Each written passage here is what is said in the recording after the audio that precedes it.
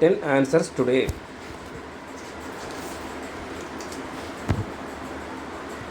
How coulomb measured force between two charged metallic spheres.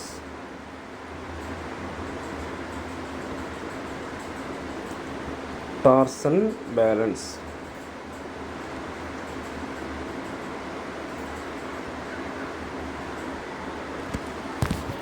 Coulomb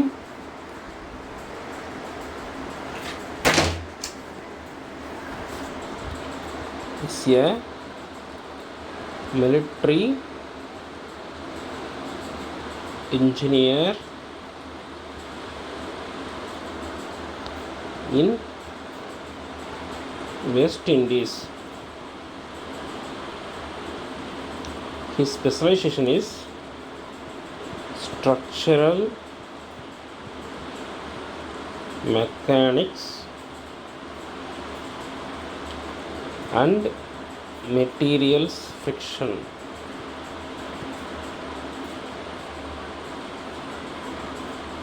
Which helped him to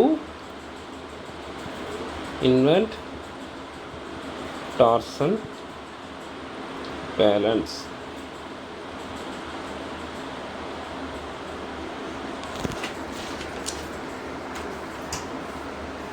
Coulomb's original experiments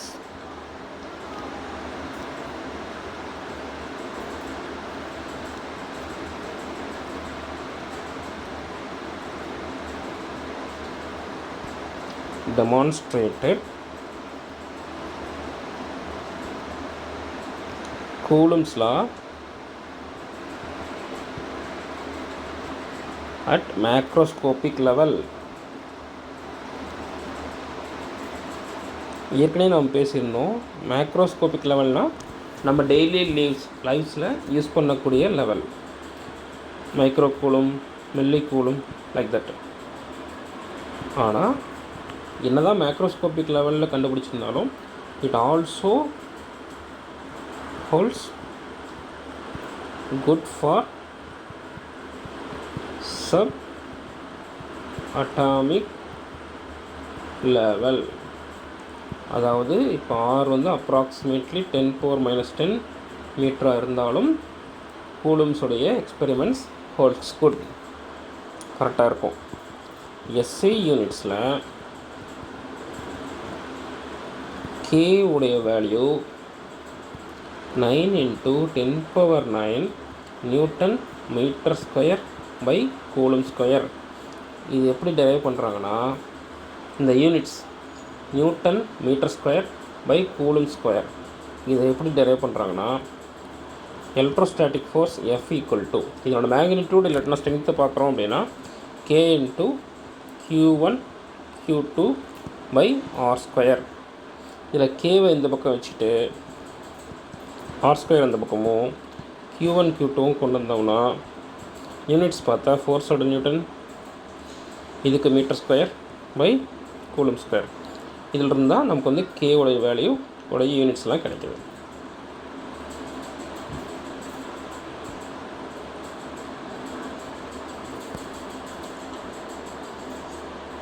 இப்போ force equal to K into Q1 Q2 by R square. இப்போ Q1 equal to Q2 equal to 1 கூலும்னு வச்சுக்கோங்க. R வந்து 1 மீட்டர்னு வச்சுக்கோங்க. அப்போ எஃபோட value எவ்வளோ இருக்கும், கேவோட value நமக்கு தெரியும். So 9 × 10⁻9 Newton.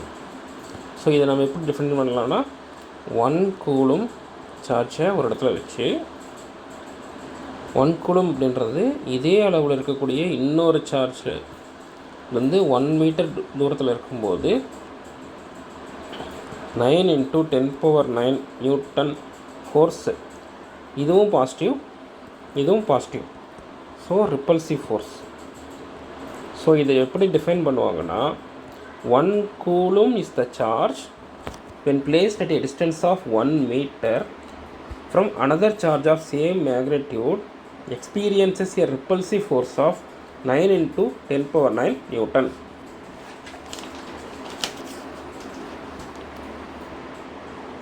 டார்சன் பேலன்ஸ் பற்றி சில கொஸ்டின்ஸ். டார்சன் பேலன்ஸ் இதை கண்டுபிடிச்சது ஜான் மிச்சல். இது ஃபோர்ஸை டிடெக்ட் பண்ணுறதுக்கு ரொம்ப sensitive.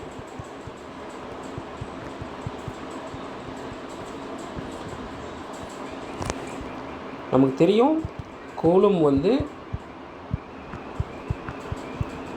Force between two charged metallic ஸ்பியர்ஸை கண்டுபிடிக்கிறது டார்சன் பேலன்ஸ் யூஸ் பண்ணார்.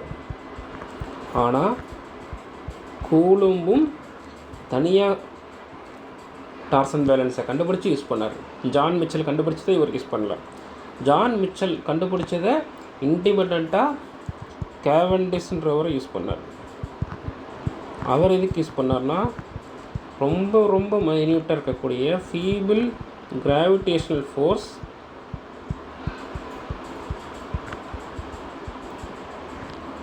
பிட்வீன் டூ ஆப்ஜெக்ட்ஸ் கண்டுபிடிக்க யூஸ் பண்ணார். அவர் நியூட்டன்ஸ் லா ஆஃப் கிராவிடேஷனை வெரிஃபை பண்ணார்.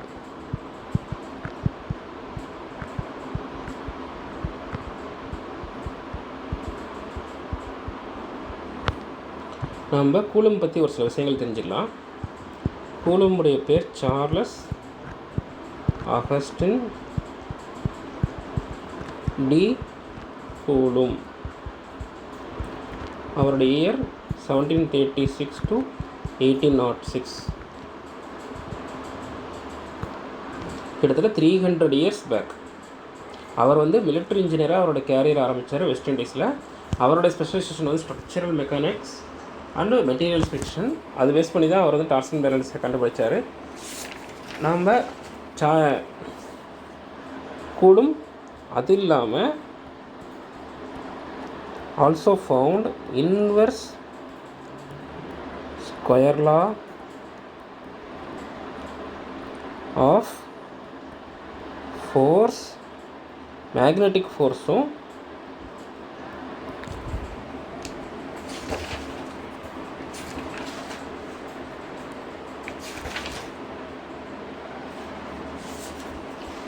அன்லைக் மேக்னெட்டிக் போல்ஸோட இருக்கக்கூடிய ஃபோர்ஸும் இன்வெர்ஸ் ஸ்கொயர் லா டிபெண்ட் பண்ணி தான் இருக்குன்றதை வந்து கூலும் கண்டுபிடிச்சார், ஃபோன் பண்ணார்.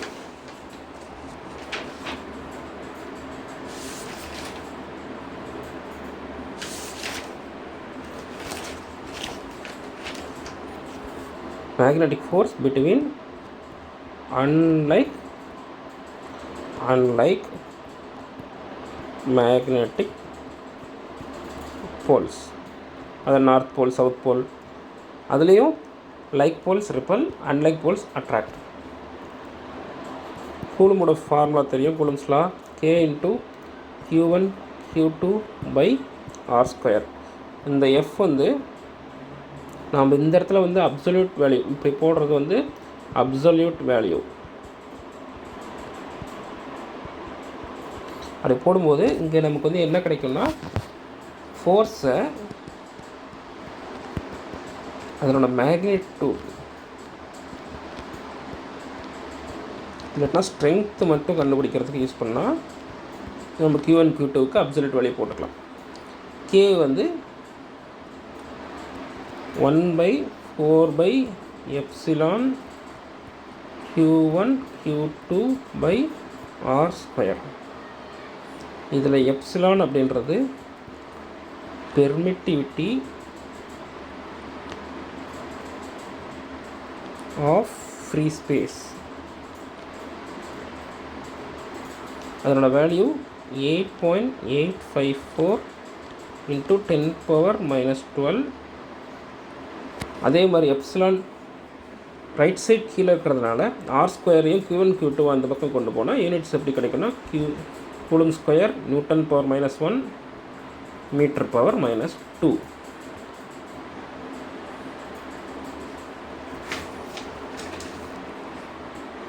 இப்போ 2 சார்ஜஸ் எடுத்துக்கிறோம், Q1 Q2. இப்போ ரெஃபரன்ஸ்க்கு ஒரு பாயிண்ட், இது ரெஃபரன்ஸ் பாயிண்ட். இப்போ இதிலிருந்து பொசிஷனல் வெக்டர்ஸ் ஆஃப் Q1 எடுத்தால் அது R1 வெக்டார். பொசிஷனல் Q2 எடுத்தோம்னா அது R2. Positional vector of Q2 வந்து R2 வெக்டார். இப்போ Q1க்கும் Q2க்கும் இடையில போட்டோம்னா நம்ம இப்போ R12ஆகவும் இருக்கலாம், இல்லை R21ஆகவும் இருக்கலாம். Positional vectors of Q1 Q2 ரெண்டுமே R1 அல்லது R2. இப்போ R12 அப்படின்னு போட்டோம்னா, நான் வந்து ஈஸியாக புரியறதுக்காக போடுறேன், இப்படி வரைஞ்சிக்கலாம். இப்படின்னா என்னென்னா, வெக்டார் ஸ்பெல்லிங் தப்பாக எழுதியிருக்கேன்.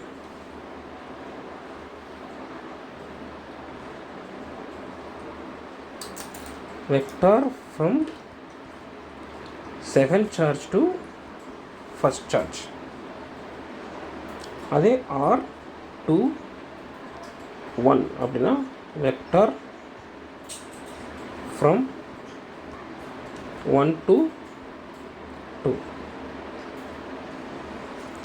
இப்போ F21 அப்படின்னா அதையும் நம்ம ஈஸியாக புரிஞ்சிக்கிறதுக்காக F2 due to 1 அப்படின்னு எழுதலாம். அப்படின்னு என்னென்னா, force on Q2 due to Q1. So F21 இதோட ஃபார்முலா 1/4 Q1 Q2 R². இதுவும் நம்ம வந்து இங்கே F21னா இதுவும் நம்ம வந்து R21. யூனிட் வெக்டர் இங்கே போடுவோம் R21. இந்த யூனிட் வெக்டரோட வேலை என்னென்னா, ஒன்லி டைரக்ஷன், அது தவிர அதுக்கு வேறு எந்த விதமான மீனிங்கும் கிடையாது. R21னா நமக்கு என்ன தெரியும், இப்படி தான் அது எழுதணும் ஞாபகம் வச்சுக்கிறதுக்காக. So it's vector leading from first charge to second charge. அப்புறம் இன்னொன்று, நம்ம வெக்டார் ஃபார்மில் எழுதும்போது இந்த அப்சல்யூட் வேல்யூஸ் வந்து Q1 Q2க்கு இந்த மாதிரி மார்க் பண்ணக்கூடாது.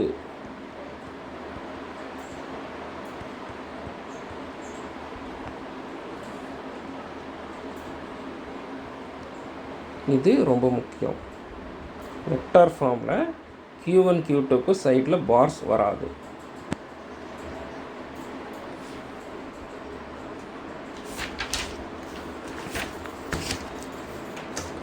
இப்போ R21 இதுதான் யூனிட் வெக்டர்னா, இதுக்கு என்ன அர்த்தம்னா, vector leading from 1 to 2 divided by magnitude of vector. So இதனோட வேல்யூ வந்து 1 ஆகிடும், வெறும் டைரக்ஷன் மட்டும்தான் மீன் பண்ணும். நார்மலாக F21 is along R21. Force on second charge due to first charge is along R21 if charges are same sign, positive positive, negative negative. Same சைன்ன்றதை வந்து Q1 Q2 மோர் than 1 சொல்லலாம். ஏன்னா மல்டிப்ளை பண்ணும்போது மோர் தென் 1 வரும். ரெண்டுமே நெகட்டிவாக இருந்தாலுமே negative into negative plus, so more than 1. So இப்போ வந்து சார்ஜஸ் வந்து சேம் சைனு இல்லைனா Q1 Q2 more then 1னா F21 is along R21. அதே இஃப் Q1 Q2 ரெண்டுமே ஆப்போசிட் சைன்ஸ்னால் F21 அதாவது force on second sphere due to first sphere is along R12. எப்படின்னா நம்ம வெக்டார் ஃபார்மில் F21 எழுதும்போது it's ஈக்குவலன் to 1/4 Q1 Q2 R². இது நம்ம வெக்டார் ஃபார்மில் எழுதும்போது ஒரு சார்ஜ் மைனஸ் ஒரு சார்ஜ் ப்ளஸ்னால் இந்த இடத்துல நெகட்டிவ் வரும். அந்த நெகட்டிவ் இந்த R21 கூட வரும்போது ரிவர்ஸ் ஆகி இது வந்து R12 கேப்பாக மாறிட்டோம். வேல்யூஸ் பற்றி நம்ம பேசல, only the direction of the R vector unit vector பற்றி மட்டும் தான் பேசுகிறோம். ஸோ நமக்கு வந்து no need of separate equations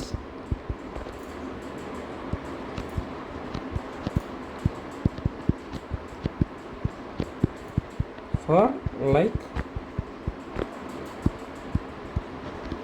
and unlike charges.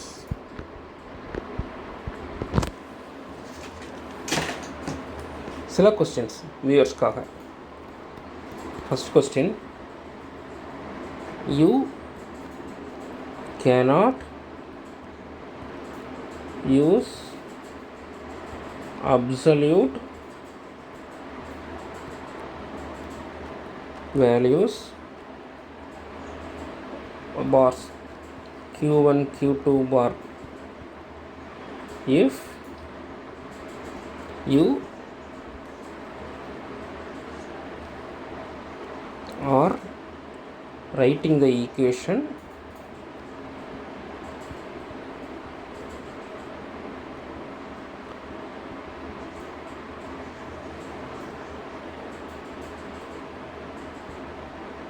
in full vector form. Why we must leave the absolute value bars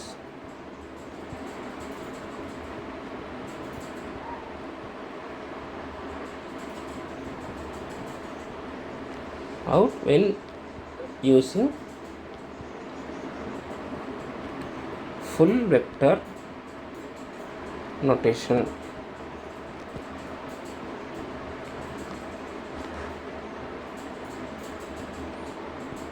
Second question, if two charges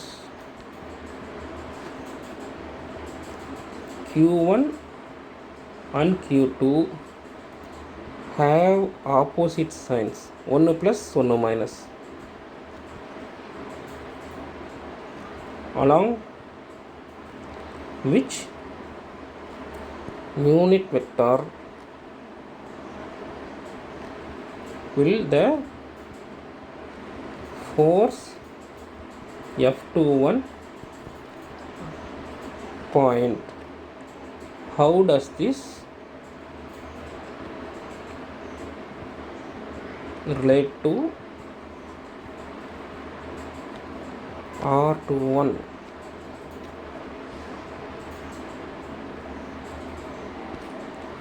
What if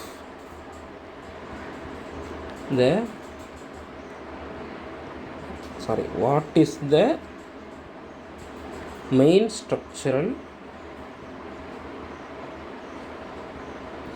advantage of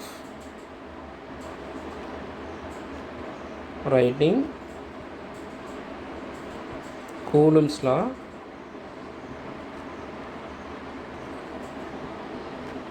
in its complete vector form rather than just calculating its scalar magnitude? Scalar மேக்னிடியூட்னா அந்த absolute பார் போட்டு நம்ம calculate பண்ணுறது, அதுக்கும் vector நோட்டேஷனில் use பண்ணுறதுக்கும் நான் வந்து இதனுடைய பெஸ்ட் ஆன்சர்ஸ் வந்து கமெண்ட்ஸில் கொடுக்குறேன். உங்களுக்கு இந்த வீடியோ பிடிச்சிருந்தா subscribe and share to your friends.